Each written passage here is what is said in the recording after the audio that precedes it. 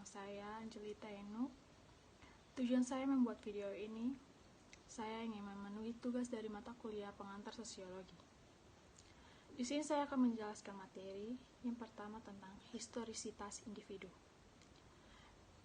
Dalam materi ini berpendapat bahwa kita harus mengembalikan individu sebagai kekuatan penting dalam sejarah. Dalam pengertian ini, sejarah orang-orang hebat hanyalah sebuah cabang dari sejarah struktur sosial secara umum yang didefinisikan secara empiris. Ini bukan tentang individu secara individu, atau bahkan tentang individu yang dianggap sebagai kelompok atau tipe, melainkan tentang kondisi yang membuat individu tertentu sangat penting. Jadi, bukan cara berpikir orang hebat tentang individu yang didorong untuk kembali. Ini sama dengan apakah kita mengambil pendekatan naratif dan mempelajari cerita kehidupan individu dengan metode tekstual atau mengambil pendekatan analitik dan mempelajari secara berurutan dari beberapa nilai variabel selama kursus hidup individu menggunakan metode deret waktu, analisis urutan, atau pendekatan norm formal lainnya. Fokus secara relatif pada hasil ini secara serius membatasi perjalanan hidup. Proses sosial tidak membuahkan hasil, dan itu masih terus berjalan sampai saat ini. Individu juga tidak memiliki hasil, kecuali hasil invarian, yang harus kita semua harapkan dalam waktu jangka yang panjang. Jadi, fokus analitik implisit dari studi kursus kehidupan pada hasil individu menciptakan masalah penting yang dapat kita lihat dengan melihat konsep karir seperti konsep kursus kehidupan sentral dari bidang substantif sendiri dan studi tentang pekerjaan. Namun tentu saja individu-individu yang mengalami berbagai hasil peralihan yang membentuk karir mengambil tindakan untuk sementara, nyatanya karir mereka masih dalam proses, dan tindakan ini merupakan hasil lebih lanjut dari pengalaman tersebut. Oleh karena itu, salah satu jalan keluar dari budaya analitis yang tersirat dalam pendekatan kursus kehidupan adalah dengan memusatkan perhatian kita pada hasil-hasil yang lebih lanjut seperti interpretasi dan tindakan di mana pekerja datang untuk merespons atau biasanya secara kolektif terhadap kekuatan sosial yang lebih besar yang dapat menekannya. Tentu saja, ada literatur yang melakukan ini, yaitu penyelidikan yang panjang dan berbeda tentang gerakan-gerakan sosial yang digunakan pekerja untuk menanggapi perubahan kapitalisme. Penegasan ini melibatkan asumsi bahwa individu bertahan lebih lama dari struktur sosial, karena hanya dengan begitu, mereka harus menderita perubahan terakhir yang memaksakan mereka untuk menyadari tingkat mutabilitas. Sekarang, keyakinan kita dapat dikatakan bahwa perubahan sosial terjadi lebih cepat dan memerlukan keyakinan bahwa ketidakseimbangan antara kontinuitas struktural individu dan sosial sampai sekarang. Artinya, sementara beberapa orang yang mungkin tidak menganggapnya sebagai aksioma bahwa individu memiliki lebih banyak kontinuitas dari waktu ke waktu daripada struktur sosial, hubungan aktual antara kontinuitas struktural individu dan sosial mungkin merupakan masalah empiris yang bervariasi menurut waktu dan tempat. Pada pandangan pertama, tampaknya setidaknya ada 3 dimensi utama dari kesejarahan semacam ini. Salah satunya yaitu biologis. Individu memiliki tubuh yang dalam arti tertentu secara fisik terus-menerus dari waktu ke waktu. Meskipun sel-sel tubuh kita harus diperbaharui, pembaharuan ini jelas merupakan sesuatu yang lebih tepat daripada pembaruan analogi, bisa dikatakan sebagai organisasi formal dengan penggantian bertahap anggotanya. Namun demikian, pada diri memorial,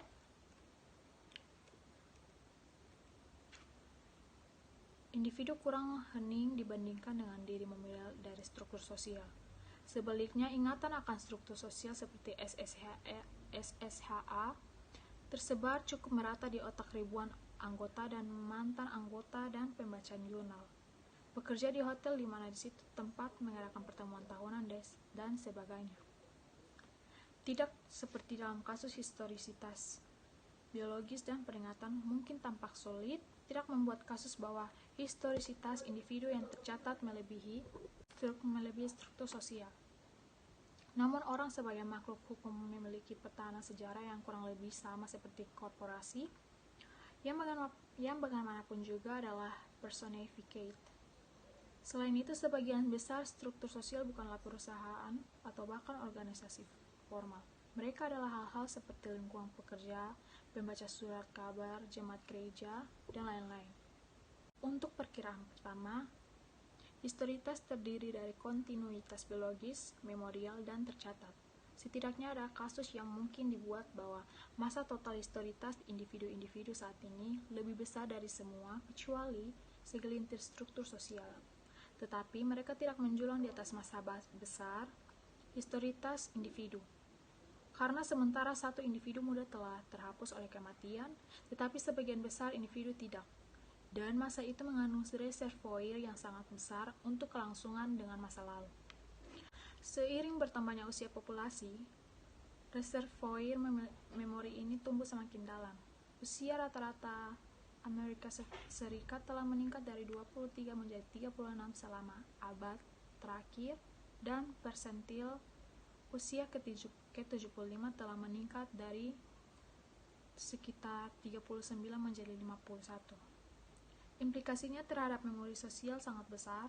Pada tahun 2003, kita sudah 30 tahun melewati titik balik besar pada tahun 1973, yaitu di mana tahun yang minyak pertama dan dengan pendapat Watergate. Tetapi 43% dari populasi pada tahun 2003 telah berusia setidaknya 10 tahun pada tahun 1973, dan oleh karena itu, kita dapat mengingat era sebelumnya saat Prancis memanggil Le Glorieux 30 tahun gemilang pertumbuhan ekonomi dan egalitarianisme adalah setelah perang. Ini mungkin tampak seperti contoh yang sepele, sesuatu yang kita semua tahu, tetapi kami tidak menulis seolah-olah kami mengetahui hal ini. Misalnya, argumen saya tentang pentingnya kesejarahan juga menyiratkan bahwa sebenarnya tidak ada yang namanya survei populasi dengan gelombang independen. Semua survei yang diulang secara berkala sebagian besar merupakan survei panel implisit. Misalnya, kecenderungan yang terjadi pada keputusan pemilu tahun 1948 tidak hanya dibangun di era New Deal dan Fair Deal, tetapi juga berasal dari loyalitas orang tua dan kakek nenek, hingga perpecahan agama dan etnis di masa lalu, konflik bagian dan komunitas yang hampir mati. Dan dengan demikian, dalam arti yang sangat nyata, setiap pemilu tertentu merupakan gabungan dari berbagai pemilu dan berbagai peristiwa politik dan sosial. Orang-orang memilih seorang presiden pada bulan November tertentu, tetapi pilihan mereka tidak dibuat tidak hanya atas dasar apa yang terjadi pada bulan-bulan sebelumnya, atau bahkan 4 tahun pada tahun 1948, beberapa orang memberikan suara untuk masalah internasionalisme di tahun 1940, yang lain tentang masalah depresi pada tahun 1932, dan beberapa bahkan tentang masalah perbudakan pada tahun 1860. Implikasi komposisi ini hanya akan melangsung dengan asumsi memori yang sempurna. Hal ini pada gilirannya menyarankan bahwa kita mencurahkan penelitian yang serius pada pernyataan tentang kapan, bagaimana, dan mengapa kedalaman dan akurasi memori semacam ini berubah. Dalam praktiknya, pastinya ini bukanlah bagian penelitian pemilu dikembangkan, namun untuk peristiwa yang jarang terjadi dalam kehidupan, ternyata di kemudian hari peristiwa tertentu biasanya bisa terjadi. Semakin pendek bayangan yang ditimbulkannya dalam memori populasi secara keseluruhan, dan semakin dipengaruhi oleh pergeseran usia penduduk. Kumpulan atribut dan pengalaman pribadi yang dibawa melalui waktu itu dapat dianggap sebagai jenis historisitas keempat yang akan saya sebut sebagai substantif. Konsep familiar yang mewujudkan historisitas substantif adalah konsep perdebatan seumur hidup yang telah melihat penggunaan yang bermanfaat sebagai ukuran ketidaksetaraan. Tetapi melihatnya sebagai ukuran ketidaksetaraan berarti melihatnya hanya sebagai hasil sesuatu tanpa konsekuensi lebih lanjut yang kita gunakan hanya untuk menilai satu jalan hidup tanpa konsekuensi yang lebih lanjut. Dilihat dari keseluruhan kelompok, masa historitas substantif ini setiap saat merupakan penentu utama yang tidak hanya dari pengalaman kelompok itu tetapi juga seluruh masyarakat di sekitarnya. Misalnya kesejarahan substantif dari kelompok pensiunan berarti bahwa kita tidak dapat membayangkan pensiun dalam arti abstrak, bahkan jika kita membiarkan pengertian kita tentang hal itu berubah di seluruh zaman sejarah yang kita analisis. Pada saat tertentu, jumlah total dari tanda-tanda ini dari pengalaman sejarah yang dikodekan ini merupakan sekumpulan kemungkinan dan batasan di mana sebagai aktor harus bekerja di masa sekarang. Peristiwa periode besar, kekuatan yang lebih besar dari sebagian besar model dunia kerja tidak oksigen bagi sistem struktur sejarah ini. Mereka sendiri ditetapkan sebagai bagian darinya, misalnya pengusahaan dengan desain teknis baru atau konsepsi bioreaksi tidak dapat mempekerjakan jenis pekerja berpendidikan tinggi tertentu jika jenis pekerja tersebut tidak ada. Artinya, sejarahitas individu yang disandikan pada saat tertentu memaksa majikan untuk hidup dalam batasannya. Selanjutnya, sifat manusia dalam berpikir prosesual. Materi ini mencatat sejumlah kekuatan yang mendukung pemeliharaan kontinuitas di sepanjang garis keturunan individu. Objek fisik atau biologis, memoris, dan penyimpanan catatan yang disengaja. Dan tampaknya cukup jelas bahwa kekuatan ini penting untuk memahami kesinambungan aktual dari waktu ke waktu, kelompok sosial seperti pekerjaan atau kelas sosial dan kelompok etnis. Tetapi sehubungan dengan individu, kita mungkin berpikir bahwa ada sedikit kebutuhan untuk menjelaskan kontinuitas. Selain itu, terkait dengan tubuh dan lebih luas lagi dengan gagasan bahwa individu atom adalah unit utama dari proses sosial atau gagasan umum untuk ekonomi dan psikologi di antara ilmu sosial dan perilaku adalah gagasan universal yang tertentu berkualitas individu manusia sebagai makhluk. Konsep sifat manusia ini memang merupakan konstituen penting dari beberapa alternatif pendekatan terhadap pendekatan prosesual yang kesemuanya menjadikan kesinambungan individu dari waktu ke waktu menjadi non-problematik. Oleh karena itu, untuk pandangan prosesual yang menjadi inti dengan problematisasi kontinuitas itu, langkah pertama yang penting adalah membahas konsep kodrat manusia, menanyakan seperti apa konsep kodrat manusia dimungkinkan dengan asumsi prosesual. Dalam perjalanan kehidupan akademis, seorang ilmuwan sosial yang bekerja pasti akan melawan banyak konsep tentang sifat manusia. Orang terbiasa beralih di antara mereka dari Homo economicus yang ke obat bius yang terlihat disosialisasikan dari ego dan ke temperamen yang dibangun secara genetik dari plastisitas tak terhingga Grace ke emosi universal Ekman. Tapi di perbatasan sosiologi dengan disiplin ilmu lain, seseorang selalu berinteraksi dengan rekan kerja yang percaya pada sifat manusia. Jadi diperdebatkan dengan kabut ekonomi tentang Homo economicus, tapi itu bukanlah perdebatan serius tentang sifat manusia.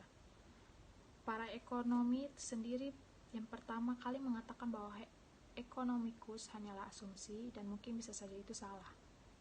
Tetapi baru-baru ini kebangkitan kembali psikologi dalam wujud biologis barunya telah dimulai.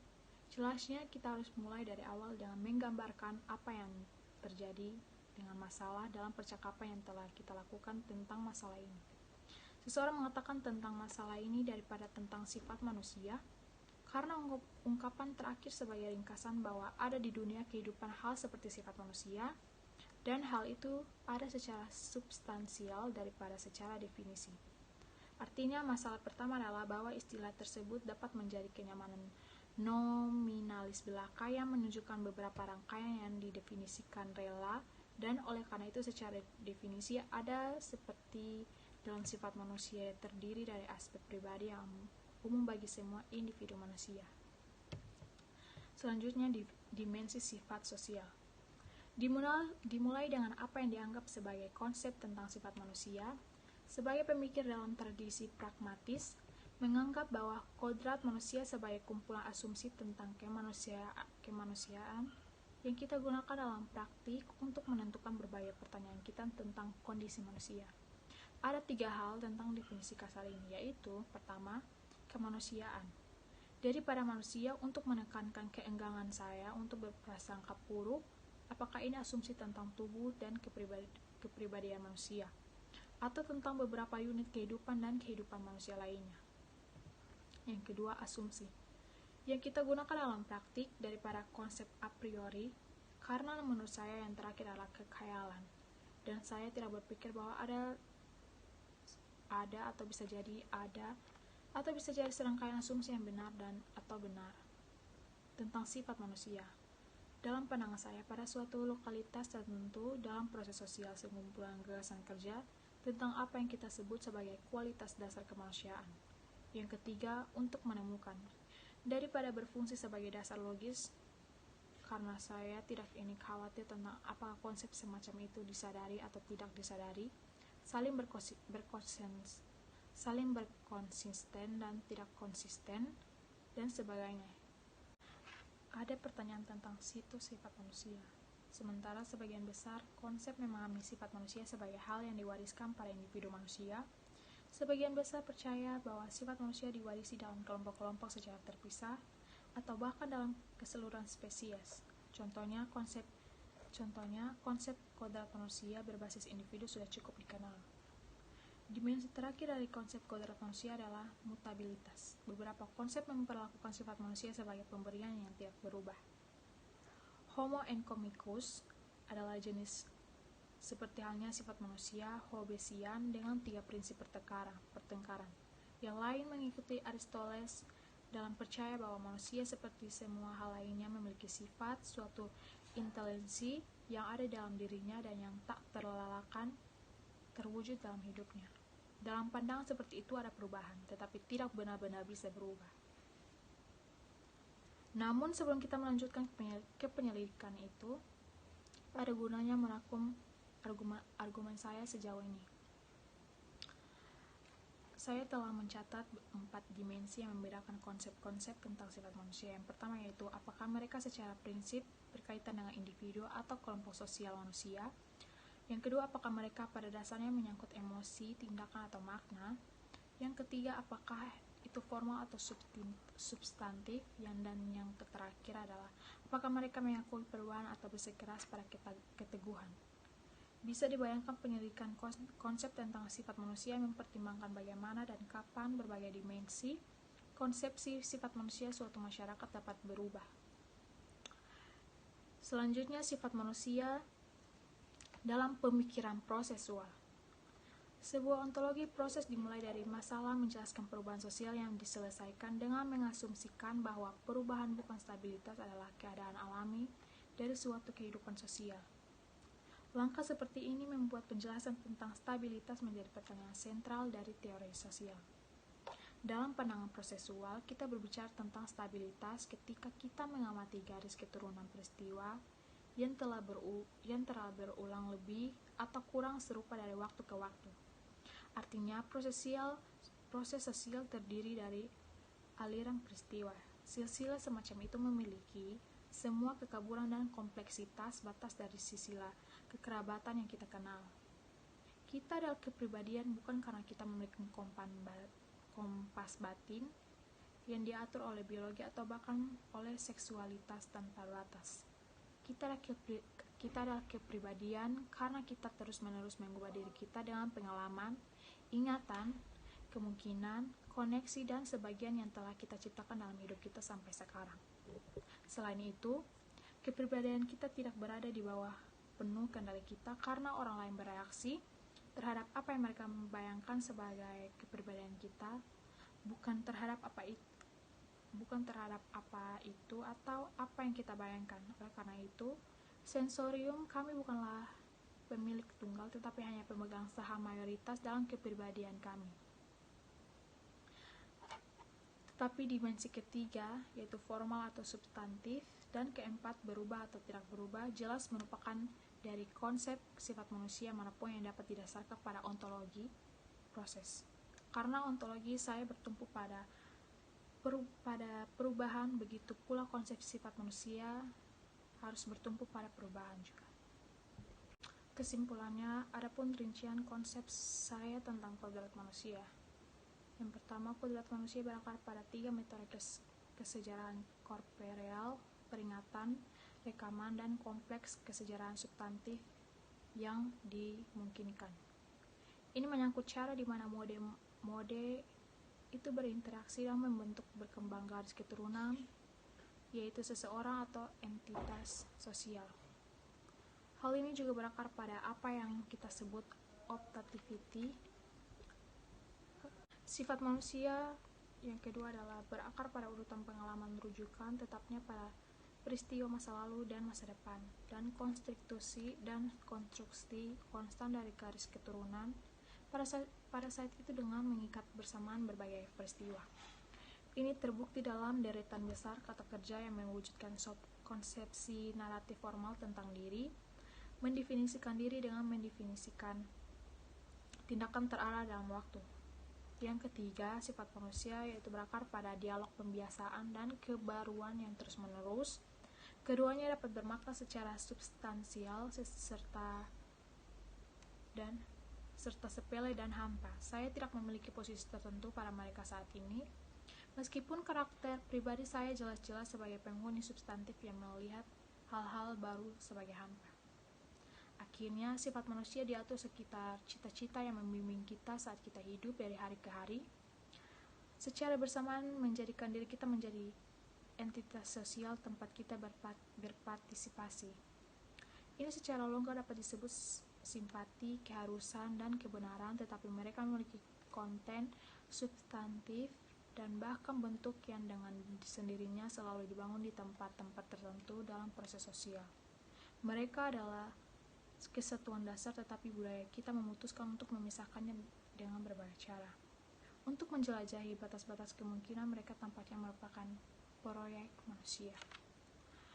Sekian dari materi yang telah saya jelaskan. Mungkin ada salah kata atau kekurangan kata. Saya minta maaf. Terima kasih.